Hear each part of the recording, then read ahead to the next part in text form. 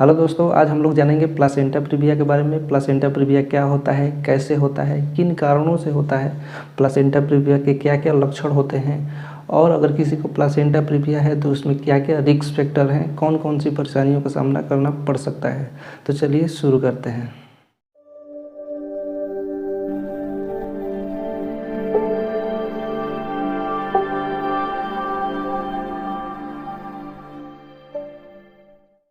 Hello दोस्तों, मैं हूँ यश हुसैन और आप देख रहे हैं मेडिकल नॉलेज। सबसे पहले बात कर लेते हैं प्लासेंटा के बारे में। दोस्तों, प्लासेंटा ही वो जरिया है जो कि बच्चे को माँ से जोड़ता है। प्लासेंटा को हिंदी में आंवल या फिर आम भाषा में पुरोइन भी कहा जाता है। प्लासेंटा जो है माँ के यूट्रस के अंदर जुड़ा रहता है और इसी से एक पतली नली निकलती है जिसे अम्बिलाइकल कॉर्ड या फिर गर्भनाल कहते हैं। ये गर्भनाल जो है बच्चे के नाभि में जुड़ता है और इसी रास्ते से बच्चे को विटामिन्स, मिनरल्स, ऑक्सीजन और ब्लड का सप्लाई होता है। अब बात कर लेते हैं प्लासेंटा के फॉर्मेशन के बारे में। दोस्तों, जब भी कोई एग फर्टिलाइज्ड होता है तो वो फेलोपियन ट्यूब के रास्ते से यूट्रस के अंदर आता है और अपने आप को यूट्रस के अंदर इम्प्लांट कर लेता है।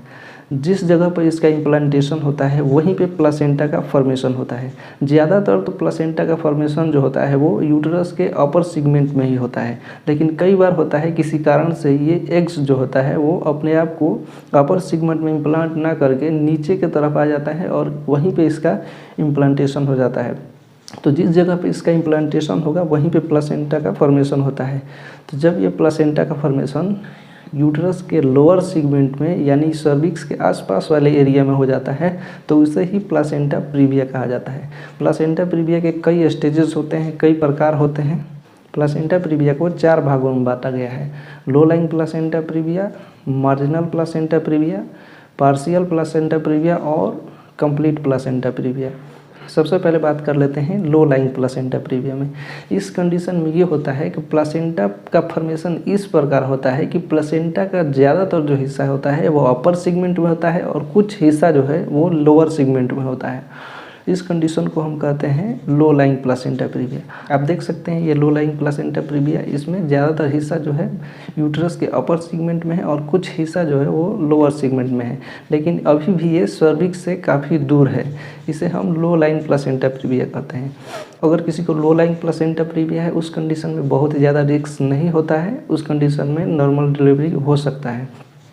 और अगर इसका डायग्नोसिस जो है प्रेगनेंसी के शुरुआती दौर में हो जा रहा है यानी 20 वीक्स के पहले हो रहा है तो घबराने का ज़रूरत नहीं है। ये धीरे धीरे जैसे ही बच्चा ग्रोथ करेगा धीरे धीरे यूट्रस जैसे जैसे फैलेगा ये प्लासेंटा धीरे धीरे ऊपर की तरफ चला जाता है और इसमें नॉर्मल डिलीवरी हो सकता है। अब बात कर लेते हैं मार्जिनल प्लासेंटा प्रीविया के बारे में। दोस्तों, मार्जिनल प्लासेंटा प्रीविया उस कंडीशन को कहते हैं जिसमें प्लासेंटा का ज़्यादातर हिस्सा जो है वो लोअर सेगमेंट में होता है और कुछ हिस्सा जो होता है वो अपर सेगमेंट में होता है, लेकिन इस कंडीशन में भी यूट्रस का जो सर्विक्स होता है उसको कवर ये नहीं करता है। इस कंडीशन को कहते हैं मार्जिनल प्लासेंटा प्रीविया। अगर मार्जिनल प्लासेंटा प्रीविया है किसी को और वो भी अगर 20 वीक्स के पहले डायग्नोसिस होता है तो इसमें भी घबराने का ज़रूरत नहीं है। ये भी जो है धीरे धीरे जैसे बच्चा का ग्रोथ होगा यूट्रस जब फैलेगा तो धीरे धीरे ये भी ऊपर की तरफ घसक जाता है और इसमें भी ज़्यादा रिस्क नहीं होता है, इसमें भी नॉर्मल डिलीवरी हो सकता है। अब देख सकते हैं ये मार्जिनल प्लासेंटा प्रीविया का इमेज है जिसमें प्लासेंटा का ज़्यादातर हिस्सा जो है नीचे की तरफ है, लेकिन ये अभी भी सर्विक्स को जो है कवर नहीं किया हुआ है।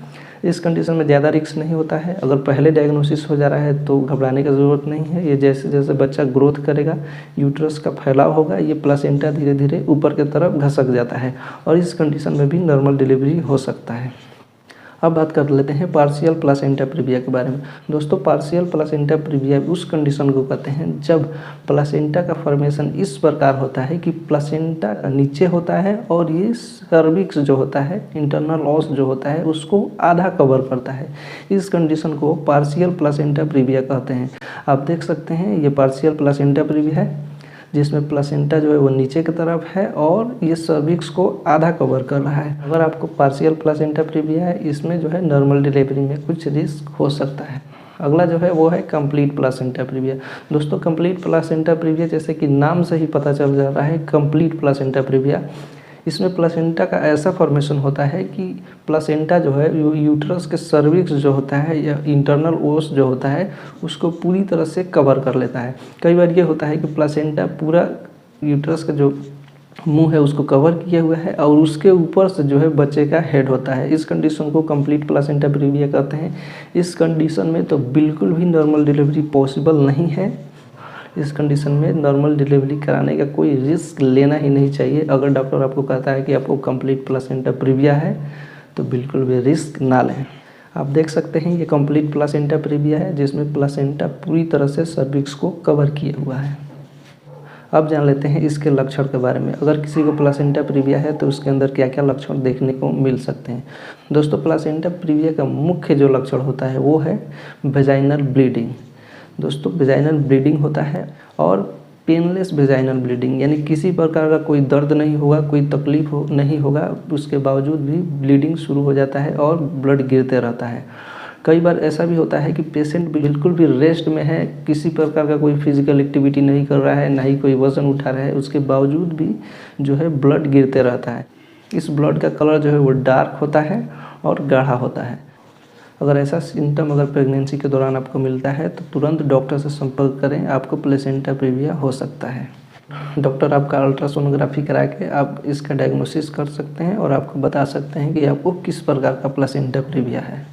बात कर लेते हैं इसके ट्रीटमेंट के बारे में। तो अगर आपको फर्स्ट जो 2 कंडीशन है वो कंडीशन का डायग्नोसिस होता है, यानी कि लो लाइंग प्लेसेंटा प्रीविया और मार्जिनल प्लेसेंटा प्रीविया अगर डायग्नोसिस होता है और वो 20 वीक्स के पहले होता है तो उस कंडीशन में बिल्कुल भी घबराने की ज़रूरत नहीं है। जैसे जैसे बच्चा का ग्रोथ होगा, यूट्रस फैलेगा तो धीरे धीरे ये जो होता है ये ऊपर की तरफ घसक जाता है और उस कंडीशन में ज़्यादा रिस्क नहीं होता है। उस कंडीशन में नॉर्मल डिलीवरी हो सकता है। बस प्लासेंटा का जो सर्विक्स से जो दूरी होता है वो 30 mm जो होता है, यानी 3 सेंटीमीटर जो होना चाहिए, तो नॉर्मल डिलीवरी हो सकता है। लेकिन अगर आपको तीसरा और चौथा कंडीशन जो है वो डायग्नोसिस होता है, जैसे कि पार्शियल प्लासेंटा प्रीविया या कंप्लीट प्लासेंटा प्रीविया, इस कंडीशन में आपको ट्रीटमेंट की ज़रूरत है। इस कंडीशन में आपको बिल्कुल भी रेस्ट करना है, कोई भी भारी सामान नहीं उठाना है, कोई फिजिकल एक्टिविटी नहीं करना है, बिल्कुल रेस्ट कंडीशन में रहना है। जब जब डॉक्टर आपको बुलाते हैं आपका ट्रीटमेंट के लिए तब तक जाएं और डॉक्टर आपका समय समय से अल्ट्रासाउंड कराएंगे और समय समय से आपका ब्लड टेस्ट होगा जिसमें हीमोग्लोबिन देखा जाएगा कि आपको खून का कमी तो नहीं है, और ऐसे आपका ट्रीटमेंट होगा। जैसे ही बच्चा जो है वो 37-38 सप्ताह के पार हो जाता है, यानी 39वें सप्ताह में चला जाता है, 40वें सप्ताह में चला जाता है, उस कंडीशन में जो है आपका सिजेरियन करके बच्चे को निकाल लिया जाता है। बात करें इसके कारण के बारे में कि क्यों प्लासेंटा प्रीविया हो जाता है, तो सबसे मुख्य जो कारण होता है वो है सिजेरियन डिलीवरी। यानी पहले अगर आपका बच्चा जो है ऑपरेशन से हुआ है, उस महिला को जो है अगले प्रेगनेंसी में प्लासेंटा प्रीविया का खतरा रहता है। अगला कारण है वो है ट्विन या ट्रिपलेट प्रेगनेंसी, यानी आपके गर्भ के अंदर एक से ज़्यादा बच्चे पल रहे हों, उस कंडीशन में जो होता है प्लासेंटा प्रीविया का रिस्क ज़्यादा होता है। अगला कारण है लेट प्रेगनेंसी। अगर कोई महिला जो है लेट कंसीव कर रही है, यानी कि 35 साल के बाद 40 साल के करीब में अगर वो कंसीव कर रही है, उसका फिटनेस सही नहीं है, उस महिला का जो है प्लासेंटा प्रीविया होने का चांस जो है वो ज़्यादा रहता है। दोस्तों, आखिर क्यों प्लासेंटा प्रीविया के कंडीशन में जो है डॉक्टर नॉर्मल डिलीवरी करने से रुकते हैं और क्यों रिस्क नहीं लेते हैं, इसका क्या कारण होता है? दोस्तों, जैसे कि पहले मैंने बताया कि बच्चे का जो है ब्लड, ऑक्सीजन, मिनरल्स, विटामिन सारा जो है वो प्लासेंटा के माध्यम से ही मिलता है। यूट्रस के अंदर जो है वो ऑक्सीजन तो होता नहीं है, ऑक्सीजन का पूर्ति जो होता है वो प्लासेंटा के रास्ते से होता है बच्चे को। जब प्लासेंटा प्रीविया का कंडीशन होता है और बच्चा का जो है नॉर्मल डिलीवरी कराने का कोशिश किया जाता है और किसी कारण से जो है प्लासेंटा जो है यूट्रस के अंदर रप्चर हो जाता है और ये काम करना बंद कर देता है, उस कंडीशन में जो है बच्चे को ऑक्सीजन मिलना बंद हो जाता है। और जब यूट्रस के अंदर बच्चे को ऑक्सीजन मिलना बंद हो जाएगा, उस कंडीशन में बच्चे का डेथ भी हो सकता है। इसीलिए डॉक्टर जो है प्लासेंटा प्रीविया के दौरान आपको नॉर्मल डिलीवरी कराने से रोकते हैं। कई बार ये होता है कि प्लासेंटा पहले होता है और बच्चा उसके ऊपर होता है। जब माँ जो है डिलीवरी के दौरान प्रेशर लगाती है डिलीवरी के लिए, तो कई बार जो है ये प्लासेंटा दब के यूट्रस के अंदर ही रप्चर हो जाता है और किसी कारण से डिलीवरी कराने में कुछ देर हो गया, उस कंडीशन में बच्चे का जो है वो ऑक्सीजन मिलना सही से बंद हो जाता है और यूट्रस के अंदर ही लास्ट कंडीशन में बच्चे का डेथ हो सकता है। इसीलिए डॉक्टर आपको प्लासेंटा प्रीविया के दौरान नॉर्मल डिलीवरी कराने से सख्त मना करते हैं। आशा करते हैं जानकारी अच्छी लगी। अगर जानकारी अच्छी लगी तो लाइक करें और हमारे चैनल को भी सब्सक्राइब कर लें, क्योंकि मेडिकल से संबंधित जानकारियाँ जो है मैं हमेशा आपके लिए लाता रहूँगा। दोस्तों जानकार रहें, स्वस्थ रहें। मिलते हैं मेडिकल से संबंधित किसी और जानकारी के साथ, तब तक के लिए जय हिंद।